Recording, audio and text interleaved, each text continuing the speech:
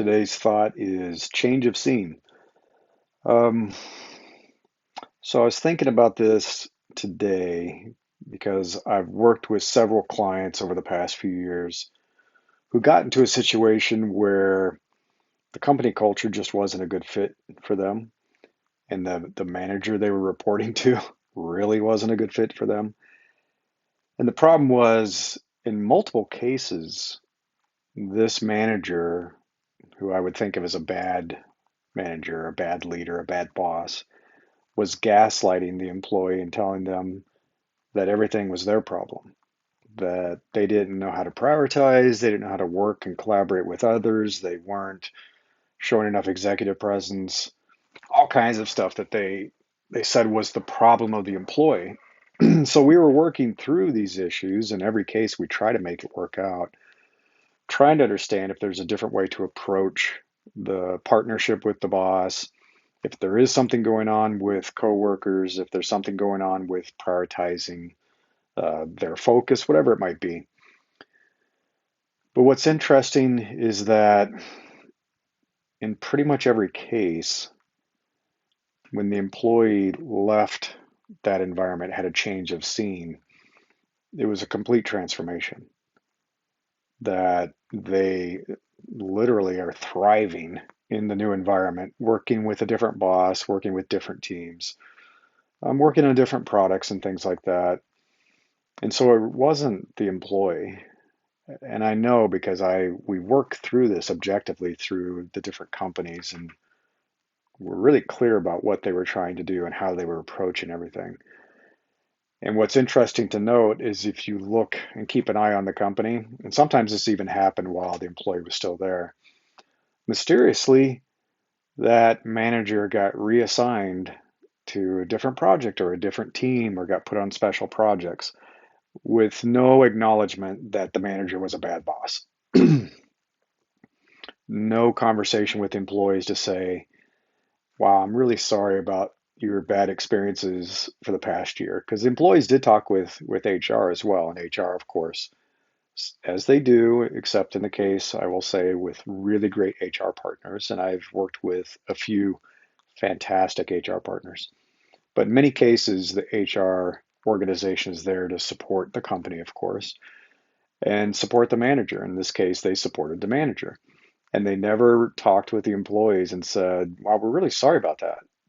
That was a bad leader. You were working for a bad boss. It's not your fault. You weren't doing anything wrong. And I know they do this for legal reasons, all kinds of reasons. But come on.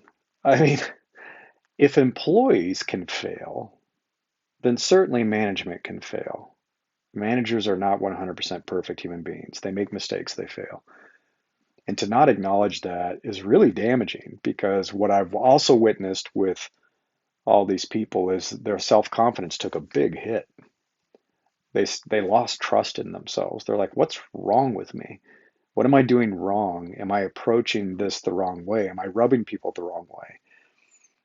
And so part of my job as a career coach or a leadership coach is to take a hard look at what they're doing, talk about where they could potentially improve or change the way they're interacting with people, but also to say, it's not you. You're working for a bad manager. You're in a bad environment. And in the case of a couple of employees, it was a really toxic work environment. And everybody's quitting left and right. The organization's falling apart.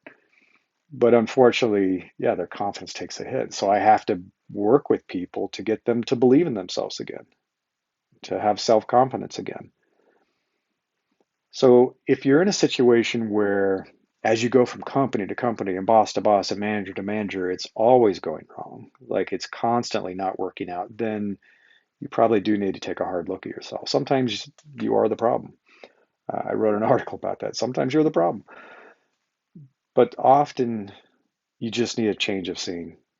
You need to go to a different company, a different organization, work for a different manager, and be very careful. And I've been talking about this recently, the questions you need to ask the past employees, the current employees, the manager that you're thinking about working for, and make sure you don't get back into that situation again. Because you've probably learned what happens, which is a nice positive thing, the silver lining as you go through these bad experiences is you start to recognize the warning signs. You start to see the red flags.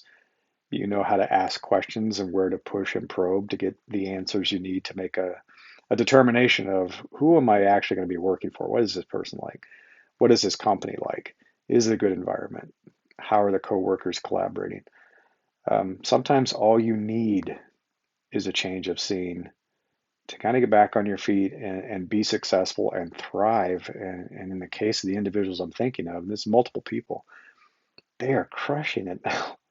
It's like they're crushing it now. They're getting promoted, they're getting all kinds of accolades and praise from their leadership all the way up the chain. I've had people call me, the management that knows me knows the person. They call me and they're like, wow, this was a great hire. They're really crushing it. I thought you'd like to know.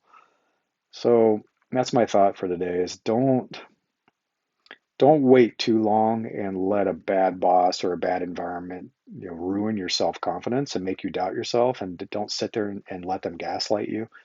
Sometimes all you need is a change of scene.